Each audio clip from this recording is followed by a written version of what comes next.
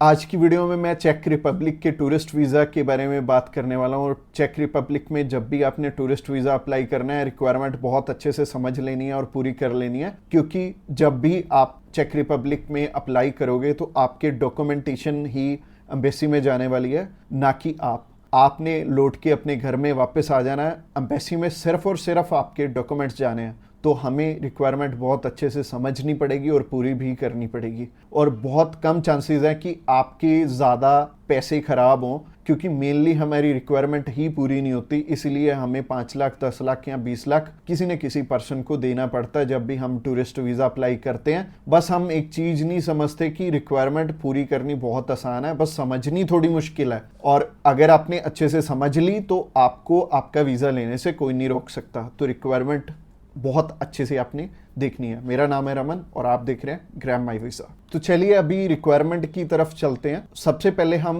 उन चीज़ों के बारे में बात करेंगे कि जो आपकी प्रोफाइल को इम्पोर्टेंट डॉक्यूमेंट्स हैं, जिनको अगर आप पूरा कर लेते हो तो आपको ना तो 5 लाख देने पड़ेंगे, ना 10 लाख देने पड़ेंगे। आपका बहुत कम पैसे में वीज़ा अप्लाई हो जाएगा। आप चाहे खुद करना चाहो खुद भी कर सकते हो। अगर आप किसी की हेल्प लेके करना चाहते हो तो आप उनकी हेल्प लेके भी कर पाओगे।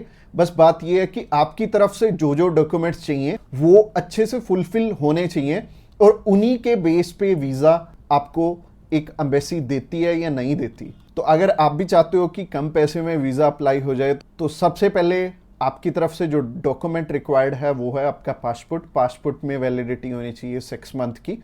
और इसके बाद आपको ITRs चाहिए होंगे पिछले 2 साल के, और पिछले 3 मंथ की बैंक स्टेटमेंट चाहिए होगी। इसके अलावा आपको कुछ एक चीज़ें और रिक्वायर्ड होंगी जो कि आपके ऑक्यूपेशन से रिलेटेड होंगी। जैसे कि आप अगर बिजनेस करते हैं तो आपका कवर लेटर हेड पे आएगा, और आपको अपने बिजनेस का प्रूफ देना पड़ेगा। अगर आपका करंट अकाउंट है तो आपको अपना करंट अकाउंट साथ में अटैच करना पड़ेगा। अगर आप बिजनेस नहीं जॉब करते हैं तो जॉब में क्या है कि अपनी एम्प्लॉयर की साइड से आपको एक NOC चाहिए होगी, और इसके अलावा आपको अपने एम्प्लॉयर की तरफ से जो आपको सैलरी स्लिप्स मिलती हैं वो आपको चाहिए होंगी। यानी कि अगर आप जॉब कर रहे हो तो आपको 2 चीज़ों की रिक्वायरमेंट है। पहली है सैलरी स्लिप्स, और दूसरी जो चीज़ है वो है NOC। और NOC में क्या चीज़ मेंशन करनी है, आप ये छुट्टियों के लिए यूरोप में घूमने के लिए इंटरेस्टेड हैं और यूरोप में आप जा रहे हैं, और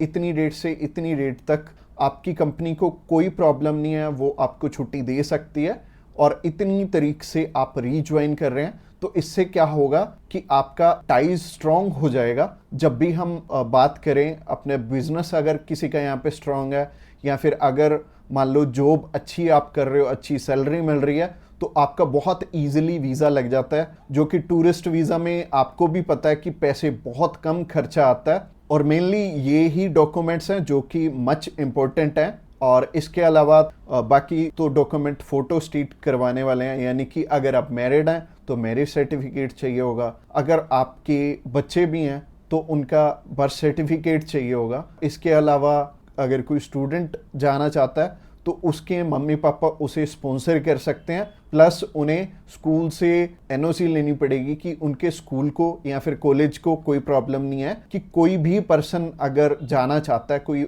बच्चा 16 साल का या 18 साल का या 20 साल का, वो भी अपना टूरिस्ट वीज़ा अप्लाई कर सकता है। और जो ऊपर वाली चीज़ें हैं वो सारी स्पॉन्सरशिप में कवर हो जाएंगी। जो भी उन्हें स्पॉन्सर कर रहे हैं वो उन्हें अपने सारे के सारे डॉक्यूमेंट्स दे देंगे। यानी कि अगर जॉब कर रहे हैं तो जॉब के डॉक्यूमेंट्स हो जाएंगे, और अगर बिजनेस कर रहे हैं तो बिजनेस के हो जाएंगे। और यह हमें उज्जवल नाम का एक पर्सन मिला था जो कि एक बारी रिफ्यूज था शेनेगन कंट्री से, तो उनका वीज़ा आ गया था। उनकी इवन एज भी 20-21 साल थी, और 20-21 साल में बहुत कम चांसेस होते हैं वीज़ा के।